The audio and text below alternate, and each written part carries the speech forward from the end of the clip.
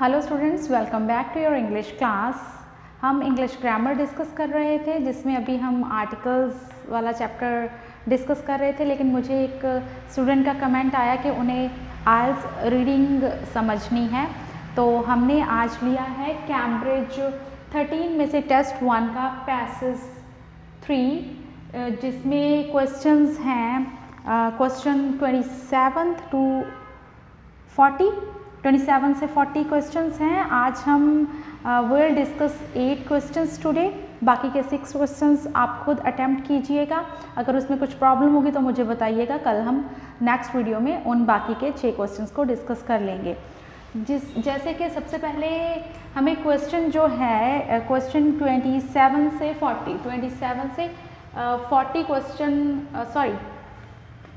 Question number 27 to 30 उस पर हमने फाइंड करना है choose the correct letter ABCD।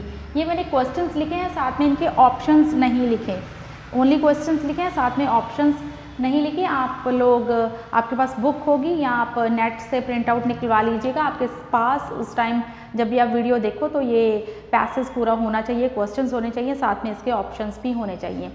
तो पहला क्वेश्चन नंबर 27 जो है उसमें है कि the first paragraph tells us about. जो पहला पैराग्राफ है वो हमें क्या बताता है। आपके पास ये प्रिंट हार्ड कॉपी होनी चाहिए ताकि आप साथ के साथ देख सको। पैसेज का जो हेडिंग है वो है द फ्यूचर ऑफ वर्क। आपके लिए मैं रीड कर देती हूँ। According to a leading business consultancy 3 to 14% of the global workforce will need to switch to a different occupation within the next 10 to 15 years।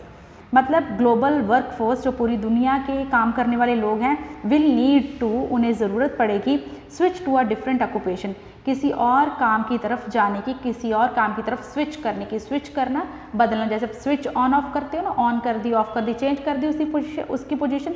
ऐसे ही काम करने वाले लोगों को अपना काम, अपना धंधा बदलना पड़ेगा। ये एक लीडिंग बिजनेस कंसल्टेंसी के अकॉर्डिंग है। बिजनेस कंसल्टेंसी वो होती हैं जो हमें बिजनेस करना बताती हैं, सिखाती हैं। लोगों ने अपने ऑफिसेज ओपन किए हुए हैं, वहाँ जाके हम उनसे गाइडेंस लेते हैं कि कैसे हमने अपने बिजनेस को रन करना है। उन्हें कहते हैं बिजनेस कंसल्टेंसीज। आगे है कि and the workers will need to adapt as their occupations evolve alongside increasingly capable machines. जैसे मशीन्स हैं उनके साथ हमें कैपेबल होना पड़ेगा, हमें अडेप्ट होना पड़ेगा, उसके अकॉर्डिंग ढलना पड़ेगा लोगों को, जो वर्कर्स होंगे। ऑटोमेशन और embedded artificial intelligence is one aspect of the disruptive effects of technology on the labour market. Labour market पे डिसरप्टिव इफेक्ट्स, बुरे इफेक्ट्स किसके पड़ रहे हैं? आर्टिफिशियल इंटेलिजेंस के। और डिसएम्बॉडेड AI like the algorithms running in our smartphones is another। और जैसे कि हमारे स्मार्टफोन्स में एल्गोरिदम्स रन करती हैं, ये भी एक एग्जाम्पल है इस आर्टिफिशियल इंटेलिजेंस की। और हमारा क्वेश्चन क्या था? Question was the first paragraph tells us about. अब जो पहले पैराग्राफ से पढ़ के ही हमने आंसर देना है। हमारे पास अच्छा एक उन्होंने हिंट दिया है कि पहले पैराग्राफ से ही आपको आंसर मिलेगा। And the options are the kind of jobs that will be most affected by the growth of AI। क्या इसमें हमें ये बताया कि कौन कौन सी जॉब से इफेक्ट पड़ेगा AI की ग्रोथ से, या हमें ये बताया गया है कि the extent to which AI will alter the nature of work that people do, कि किस एक्सटेंट तक, किस रेट तक जो आर्टिफिशियल इंटेलिजेंस है वो ऑल्टर करेगी। ऑल्टर करना, जैसे आप अपने कपड़े भी ऑल्टर करवाते होगे ना, उन्हें ठीक कराना, अगर लेंथ है तो कटवाना, या अगर लूज़ है आपको कपड़े तो उनको अपनी फिटिंग का बनाना, उसको ऑल्टर कहते हैं। कि किस हद तक AI ऑल्टर करेगी किसकी नेचर को, काम की नेचर को, जो लोग करते हैं। The proportion of the world's labour force who will have jobs in AI in the future. क्या ये पैराग्राफ ये बताता है लोगों के प्रपोर्शन के बारे में, जो लेबर है, कि फ्यूचर में AI में कितने लोग जाएंगे? या फिर अगला option, the difference between ways that embodied and disembodied AI will impact on workers. जहाँ इस पैराग्राफ में कोई डिफरेंट तरीके बताए गए हैं, या तरीक़ों में डिफरेंस बताया गया है। कौन से तरीक़ों में? एम्बॉडेड और डिसएम्बॉडेड AI, जो कि असर डालेगी वर्कर्स पे। आपको क्या लगता है पैराग्राफ किस बात के बारे में बताता है? पैराग्राफ बताता है the extent to which AI will alter the nature of the work that people do, मतलब किस हद तक AI काम की जो नेचर है, जो काम है लोगों द्वारा किए जाते, उन पे प्रभाव डालेगी। ठीक है, ये पैराग्राफ से हमें पता चलता है ना, क्योंकि लीडिंग बिजनेस कंसल्टेंसी यही बता रही है कि 3 से 14% जो वर्क फोर्स है उन्हें फ्यूचर में स्विच करना पड़ेगा अलग अलग कामों में, जो वो काम कर रहे हैं उनसे अलग काम में उन्हें अपने आप को लेके जाना पड़ेगा अगले 10 से 15 साल में। तो इसका जो ऑप्शन हुआ वो बी हुआ। And the next question is according to the second paragraph what is Stella Pacidi's view of the knowledge economy? Stella Pachidi का व्यू क्या है? अभी आप सेकंड पैराग्राफ रीड कीजिए। Doctor Stella Pachidi from Cambridge church business school believes that some of the most fundamental changes are happening as a result of the algorithmication of jobs that are dependent on data rather than on production. ये जो algorithms हैं वो किस पे depend करती हैं? Data पे। जो डेटा फ़ोन के थ्रू, नेट के थ्रू कंपनियों के पास जाता है उसके थ्रू ही वो हमें केटर करती हैं अपनी सर्विसेज। नॉलेज प्रोडक्शन के बेस पे कम, that so called knowledge economy, इसे बोलते हैं नॉलेज इकॉनमी। उनको नॉलेज मिलती है कि किसी को क्या पसंद है, उसके अकॉर्डिंग उसको चीज़ या एड शो कर दी जाती है। Algorithms are capable of learning from data to undertake tasks that previously needed human judgment.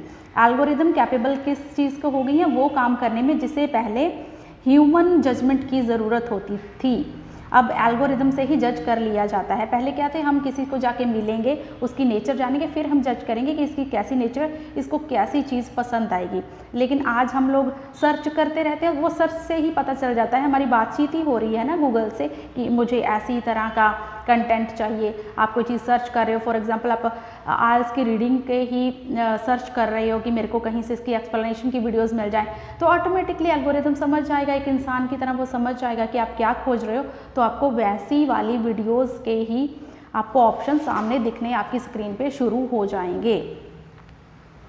जबकि पहले इसके लिए किस चीज़ की ज़रूरत थी? ह्यूमन जजमेंट की। आप किसी टीचर के पास जाते थे, वो टीचर आपको समझता था कि इनको क्या पढ़ाई की ज़रूरत है, जहाँ आप अलग अलग टीचर के पास जाके खुद की जजमेंट से समझते थे कि हमें किस टीचर के साथ पढ़ना चाहिए। Such as reading legal contracts, analysing medical scans and gathering market intelligence. ये लीगल कॉन्ट्रैक्ट्स को रीड कर लेती है एल्गोरिदम, एनालाइज कर लेते हैं मेडिकल स्कैन्स को, और मार्केट इंटेलिजेंस इकट्ठी कर सकते हैं। ये सब एल्गोरिदम्स कैपेबल हैं ये सब करने के। और हमें क्या बताना है, हमारा क्वेश्चन है कि इसमें जैसे कि स्टेला पचीदी का नेम आया था इस पैराग्राफ में, तो हमें बताना है कि वो उनका व्यू क्या है, वो क्या कहती हैं। हो रहा है ये नॉलेज इकॉनमी है, इसमें वर्ड आया, और नॉलेज इकॉनमी ऐसे काम कर रही है, उनका क्या व्यू है। व्यू मुझे इससे अगले पैराग्राफ में मिलेगा, चाहे क्वेश्चन में सेकंड पैराग्राफ लिखा है, लेकिन हमें अगला पैराग्राफ भी पढ़ लेना चाहिए। In many cases they can out perform humans, से पचीदी ने कहा कि बहुत सारे केसेस में हमने देखा है कि they can out perform humans. Out perform करना मतलब उससे भी बेटर परफॉर्म कर देना, इंसानों से भी बेटर परफॉर्म कर देती है AI। Organizations are attracted to using algorithms because they want to make choices based on what they consider is perfect information. Organizations भी अट्रैक्ट हो रही हैं AI पे बेस्ड अपने चॉइसेस या अपने डिसीजंस बनाने पे। AI से जो उन्हें पता चलता है कि ऐसा आपको डिसीजन बनाना चाहिए, ऑर्गेनाइजेशन भी आजकल वैसे डिसीजंस ले रही हैं, क्योंकि उनको ये लगता है कि ये हमें परफेक्ट इन्फॉर्मेशन मिली है। As well to reduce cost and enhance productivity, ताकि कॉस्ट भी बचे। कहीं एक पर्सन जाके मार्केटिंग करेगा, लोगों के व्यूज़ जानेगा, और कहीं एल्गोरिदम ने ही बैठे बैठाए नेट पे बता दिया कि लोगों की क्या चॉइस है, उसके अकॉर्डिंग हमने डिसीजन ले लिया अपना, और इससे हमारी कॉस्ट कम होगी, मतलब जैसे इसमें लिखा है, as well as to reduce cost and enhance productivity, और प्रोडक्टिविटी बढ़ेगी। तो हम ऑप्शंस की तरफ चलें। ऑप्शंस हमारे हैं कि it is having an influence on the number of jobs available. क्या पचीदी को ये लगता है कि नॉलेज इकॉनमी से जॉब्स के नंबर जो अवेलेबल है उस पर असर पड़ेगा, इसका कोई इन्फ्लुएंस होगा, या फिर it is changing people's attitude towards their occupation, या फिर लोगों का अपना ही एटीट्यूड बदल रहा है कामों की तरफ। या फिर it is the main reason why the production sector is declining, या फिर नॉलेज इकोनॉमी की वजह से प्रोडक्शन सेक्टर डिक्लाइन हो रहा है, नीचे गिर रहा है, कम हो रहा है। It is a key factor driving current developments in the work place, जहाँ फिर नॉलेज इकोनॉमी से डेवलपमेंट हो रही है वर्क प्लेस में। आपको क्या लग रहा है कि अभी हमने जो पैराग्राफ पढ़ा उसमें से आपको क्या लग रहा है कि क्या होगा?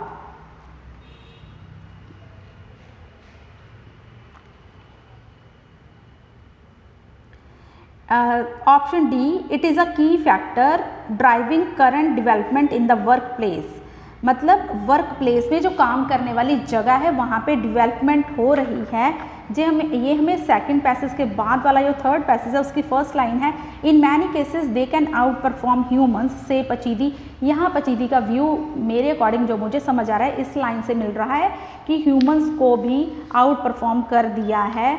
और जो ऑर्गेनाइजेशन है उसके बाद भी लिखा हुआ है कि ऑर्गेनाइजेशन इस नॉलेज इकोनॉमी को या परफेक्ट इन्फॉर्मेशन जो उन्हें लगती है वो इसे कंसीडर कर रहे हैं अपने डिसीजंस लेने में। तो ऑप्शन डी लग रहा है कि ये की फैक्टर है, ये मेन वजह है, की फैक्टर है करंट डेवलपमेंट्स के लिए जो कि काम करने वाली जगह में हो रही है। The next question is what did Pachidi observe at the communications company, telecommunications company. अब टेलीकम्युनिकेशंस कंपनी है, वहाँ पे पचीदी ने क्या ऑब्जर्व किया, उन्हें क्या लगा। ठीक है, अभी हम let us move on to the next paragraph.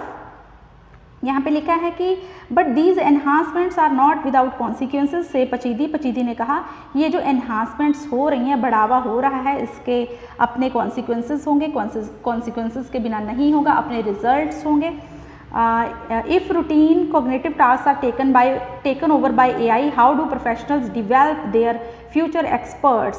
अगर ये वाले सारे काम जो है AI ही टेक ओवर कर लेगा, AI के ज़रिए ही सारे डिसीजन लिए जाएंगे, how do professions develop their future experts, जो प्रोफेशंस हैं, जो काम है वहाँ पे एक्सपर्ट्स कैसे बनेंगे। शी आस्क्स, उसका ये क्वेश्चन है, one way of learning about a job is legitimate peripheral participation।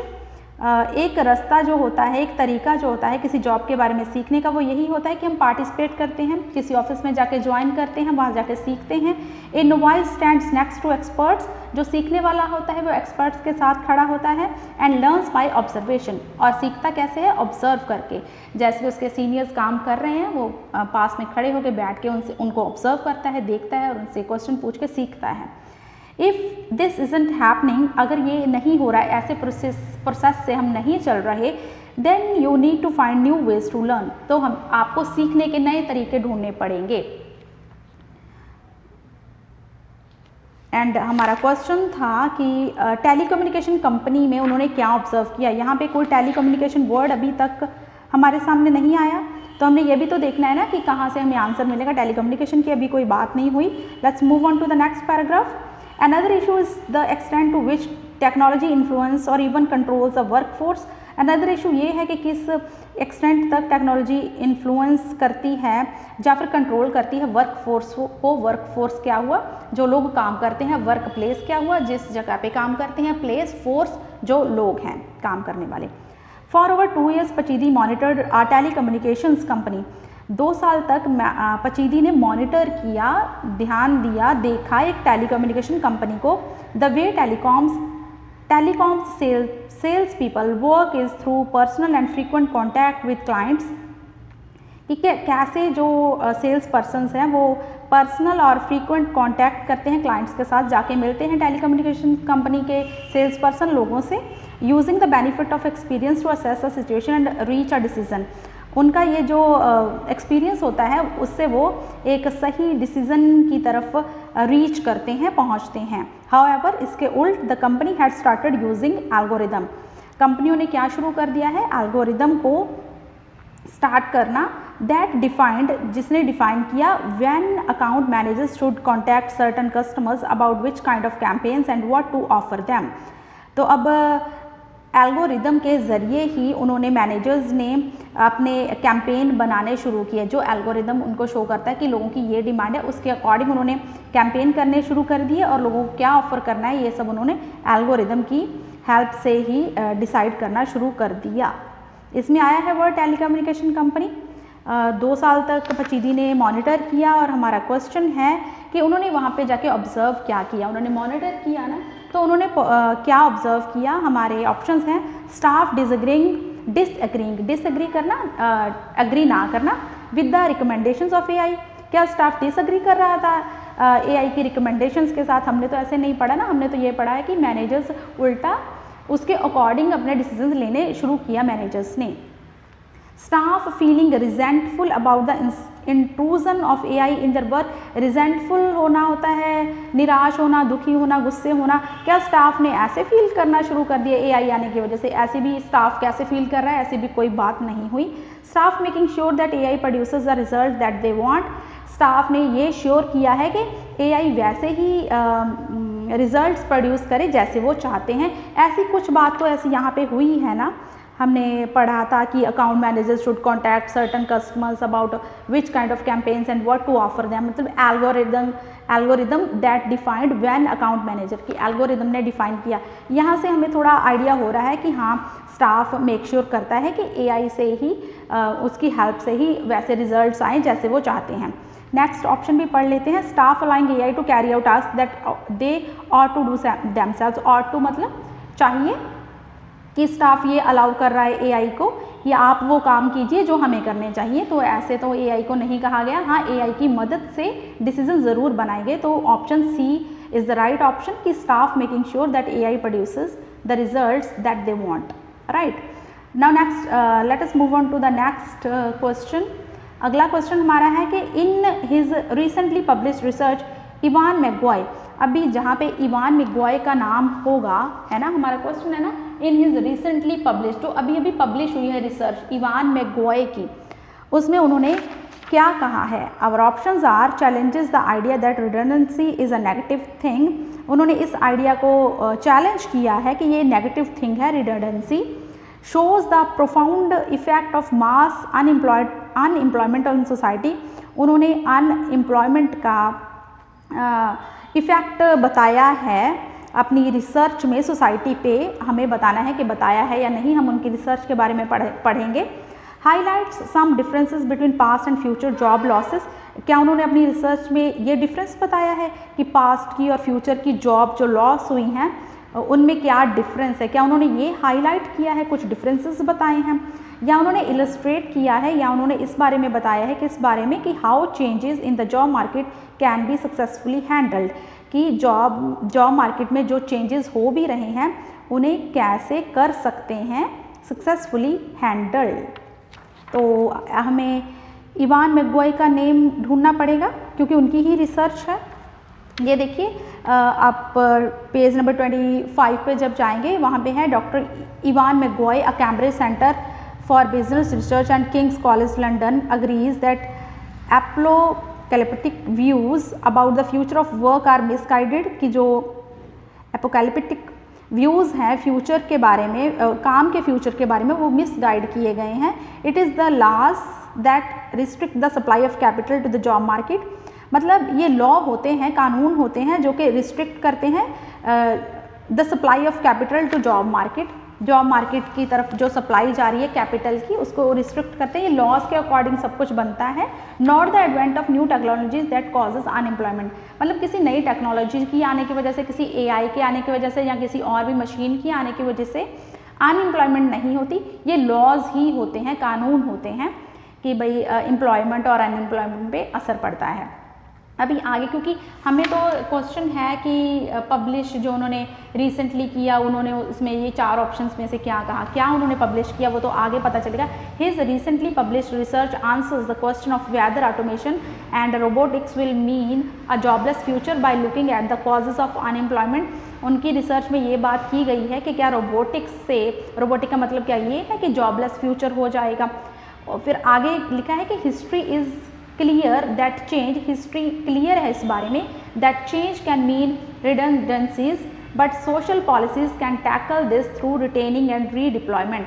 उन्होंने कहा ठीक है, हिस्ट्री से क्लियर होता है कि चेंज जब आता है तो कुछ फ़र्क पड़ता है, पर सोशल पॉलिसीज़ जो होती हैं वो टैकल कर सकती हैं रीट्रेनिंग एंड रीडिप्लॉयमेंट, अगर वो और ज़्यादा ट्रेन कर देती हैं वर्कर्स को और उन्हें दोबारा से एम्प्लॉयमेंट दे देती हैं तो किसी भी प्रॉब्लम को टैकल किया जा सकता है। मतलब AI या रोबोटिक्स इतनी बड़ी मुसीबत नहीं है। तो आंसर आपको क्या लगता है? आंसर है D, illustrate how changes in the job market can be successfully handled. कैसे सक्सेसफुली हैंडल किया जा सकता है, यहाँ पे लिखा है ना, but social policies can tackle this, social policies can tackle this, tackle मतलब हैंडल करना। आपको जब आंसर्स फाइंड आउट करने हैं तो आपको सिनोनिम्स भी देख लेने, जैसे टैकल, हैंडल, ऐसे कोई भी आपको सिनोनिम्स पता होने चाहिए। वहाँ पे हैंडल लिखा है ऑप्शंस और जो पैराग्राफ है वहाँ में टैकल वर्ड यूज़ हुआ है। तो मुझे था कि हम और भी डिस्कस करेंगे, पर मुझे लगता है कि अभी के लिए हमने ये 4 क्वेश्चंस डिस्कस किए हैं। आप बताना आपको कैसे लगा, समझ आई या नहीं आई, आप कमेंट कीजिएगा और कल हम नेक्स्ट अगले वाले 4 क्वेश्चंस डिस्कस कर लेंगे। आप भी ट्राई करके देखिए और कल मेरे साथ आप दोबारा से डिस्कस कीजिएगा। थैंक्स फॉर वॉचिंग और वीडियो को प्लीज़ लाइक कीजिए और शेयर कीजिए और चैनल को ज़रूर सब्सक्राइब कीजिए। Thank you.